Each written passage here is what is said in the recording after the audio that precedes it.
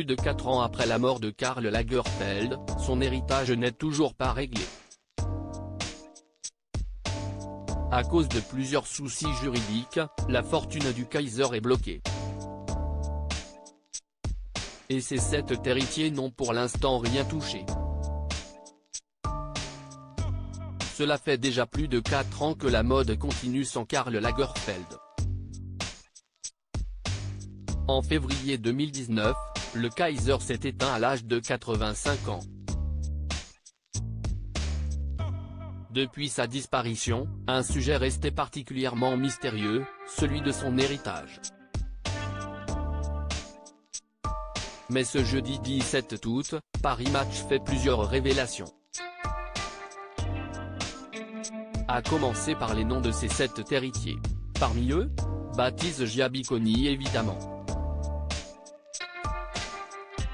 Mais aussi l'homme de confiance de Karl Lagerfeld, Sébastien Jondot.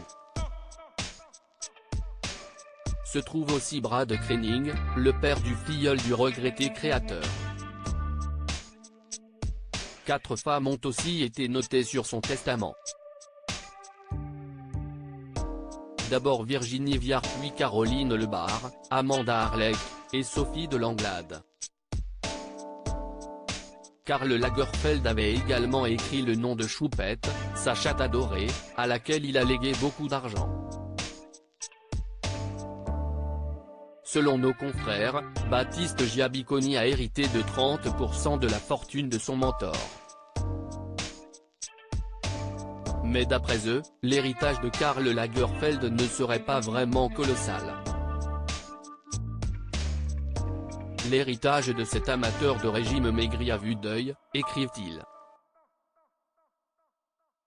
S'il avait été estimé à 200 millions d'euros, il serait en réalité bien moindre. D'abord parce que le fisc devrait récupérer 20 millions d'euros. Mais aussi, et surtout, à cause de supposées magouilles de son ancien comptable. Selon nos confrères en effet, Lucien Friedländer a placé énormément d'argent dans des comptes à Monaco. Et à 91 ans, il est aujourd'hui introuvable. Impossible donc pour le moment pour les héritiers du créateur de toucher leur part. Impossible également de savoir exactement la somme qu'ils pourront chacun toucher une fois que cet imbroglio judiciaire sera réglé. Héritage de Karl Lagerfeld, un processus très long.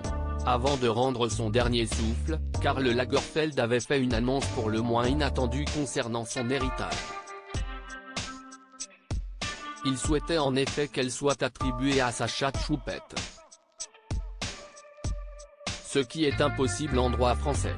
Elle a sa propre petite fortune, c'est une héritière, s'il m'arrive quelque chose, la personne qui s'en occupera ne sera pas dans la misère, avait-il néanmoins promis, interrogé par Marc-Olivier Fogiel sur le plateau du Divan de France 3.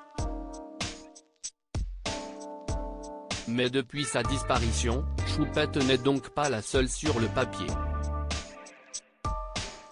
Sur la liste, je suis le plus haut, le premier, se réjouissait Baptiste Giabiconi sur le plateau de 7 à 8.